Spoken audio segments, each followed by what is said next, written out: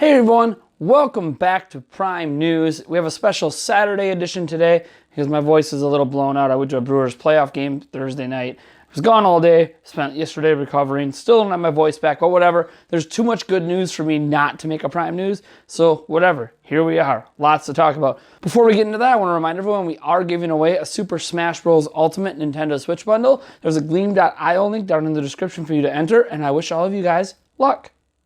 So the first story we're going to be talking about is Monolith Soft. So they are releasing a brand new RPG at some point in the future. We now know this because, well, duh, of course they're going to be releasing a brand new RPG.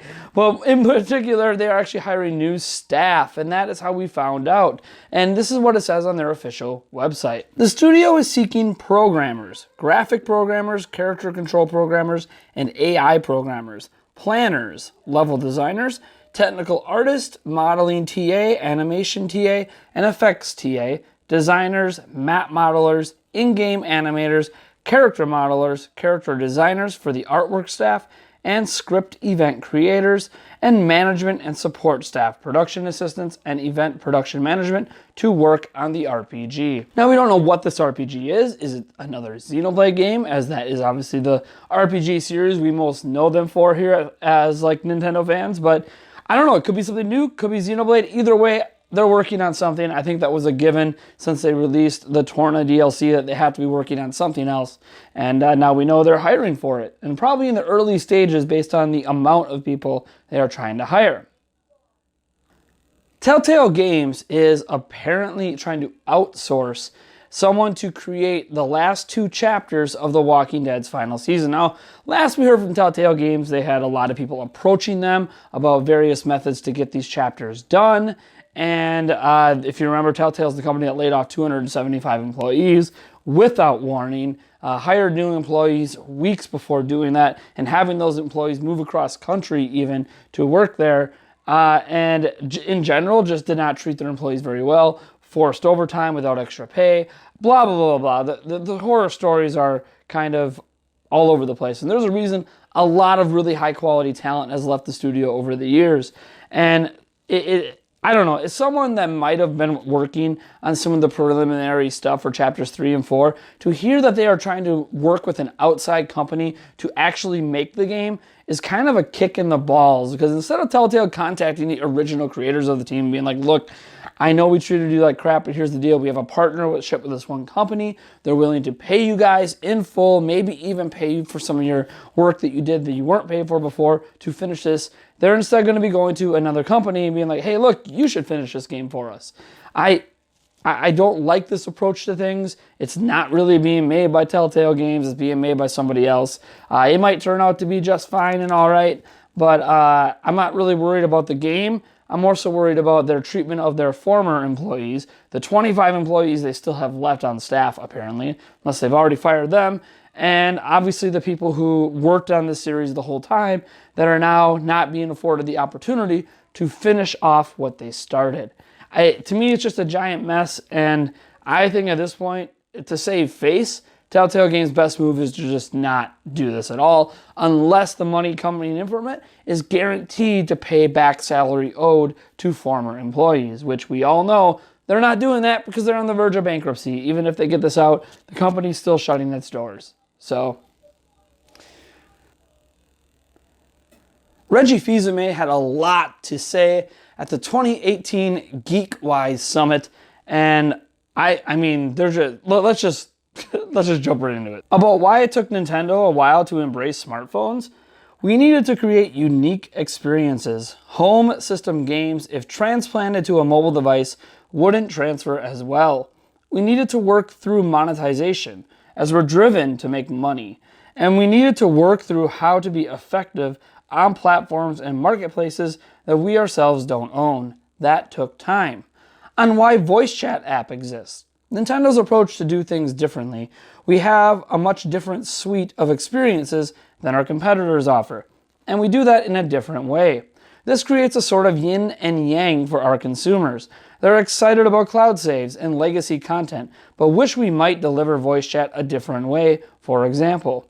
What we see is a situation where we know that Nintendo Switch is being played in the open, at the park, on a metro bus.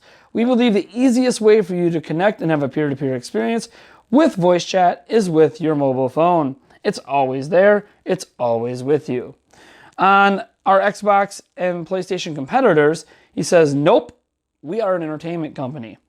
That's what I compete for, minute by minute. That time you spend surfing the web, watching a movie, watching a telecast of a conference, that's all entertainment time we're competing for. My competitive set is much bigger than my direct competitors in Sony and Microsoft.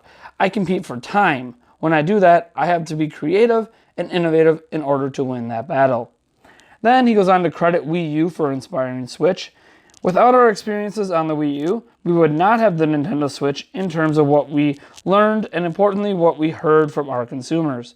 They were telling us, I want to play with this tablet, this gamepad for the Wii U, but as soon as I get more than 30 feet away, it disconnects. So the core concept, something that you could take with you anywhere, anytime, was really compelling. How they deal with the ups and downs. We reinvent ourselves every 5-10 years. We have to. In this fast-moving entertainment business, when you're doing well, don't be excited about that high-flying performance. When you're doing poorly, don't be sad. Always have an even level and always focus on the next big adventure, and that's what we do. Now, in general, I am okay with a lot of the things Reggie said. Some things confuse me. Again, the voice chat app, I don't really understand what he means. Because your Switch is everywhere, on the bus, at the cafe, here it's just somehow more convenient to use your phone, when that makes no sense, because the only way you can use the voice chat app is if you are connected online with your Switch to play online multiplayer games. And if you're already connected online with your Switch, wouldn't it make sense that instead of having two devices sitting on your table, you have one device sitting on your table or in your hands that you are plugging directly into the headphone jack to use? I don't know. It sounds like a bunch of made up logic to try to justify the fact that Nintendo of Japan apparently really is in love with the idea of voice chat over an app. I don't know if Reggie's just spewing BS or if this is actually what they're telling him to say. I don't know, no clue. This is baffling to me that that's the reasoning. It went from bulky headsets to this. Sure. Because when you're on the train without Wi-Fi, trying to play games online, you still can't voice chat or play online. Anyways, moving on from that, you obviously had some interesting things. It's funny how we said like Microsoft and Sony aren't direct competitors, then references them as direct competitors. Reality is, even if Nintendo wants to view themselves as an entertainment company that's competing for TV time and all your free time and stuff, which is fine, so is Sony and Microsoft. They're competing for that same time. Ergo, they're still your direct competition. And it's weird to say they're not, but then reference them as being direct competitors. And those companies call themselves video game companies when it comes to those respective products. And Nintendo's trying to distance themselves from being called a video game company to be called an entertainment company, even though like 99.9% of the products they make and the entertainment they create is based around their video game IP. In other words, I don't really know what they're doing. It's a rephrasing of what they really are. They are a video game company. They know they're a video game company, but they don't want to be called a video game company because maybe one day they won't be a video game company anymore. I think that's really what he's referring to, because Nintendo wasn't always a video game company. They were a toy company. They were a Hafu and a card company. Like, they have done other things besides video games, and it's possible they do something besides video games in the future. But for now, they're putting games on mobile devices is video games.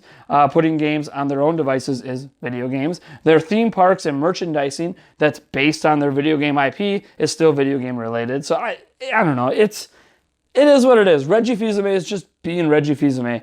I do think it's interesting the Switch's concept came from the Wii U, but I don't really think that that's that surprising. I think I loved off-TV play, and it was very clear that they were onto something. Just not executed in a way that it should have been. So, cool. Wii U's failure, Switch's success. Paladins is receiving an update 1 month from now to have gyro controls added in.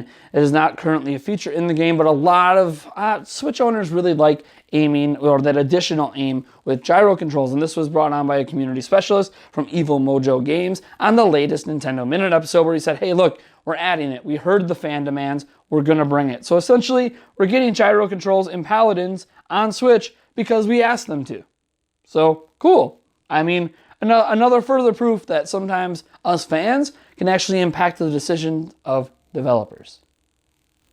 Have you ever officially wanted to play Game Boy games, maybe Game Boy Color games, on your phone and not have to get an Android and get an emulator and kind of do it the shady way? Well, it appears that your dreams might be realized eventually. Nintendo has patented something that is very un-Nintendo-like. They have created a phone case that wraps around your phone and has pushable buttons and D-pads with a Game Boy screen that leaves part of your phone screen displayed in order to play, presumably, Game Boy games. In fact, the button presses and the D-pad work through a conductive sheet that sits between the case and the screen to simulate pressing buttons and using the D-pad on the touchscreen. Very, very neat. And this would assumably be used with an application they would release that would have these games that would work in direct correlation with the case. I'm sure you could use it without the case. You can just use touch controls, but it wouldn't be as intuitive as actually buying the physical case.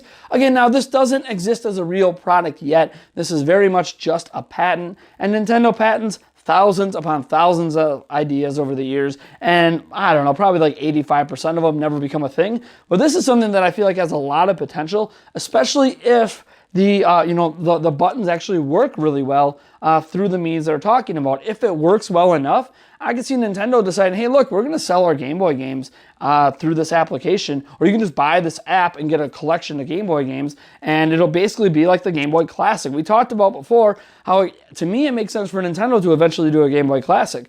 But if they don't want to do a Classic, making your phones into pseudo Game Boys actually makes a lot of sense. We'll have to wait and see how this works if Nintendo goes forward with it. But for now, it's a concept that's out there and Nintendo's exploring, and it's one I hope they actually bring to conclusion, because you know what?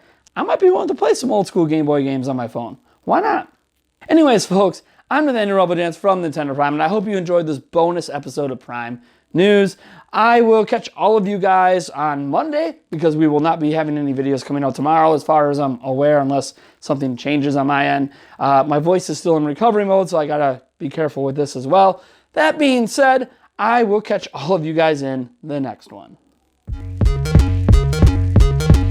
Yes.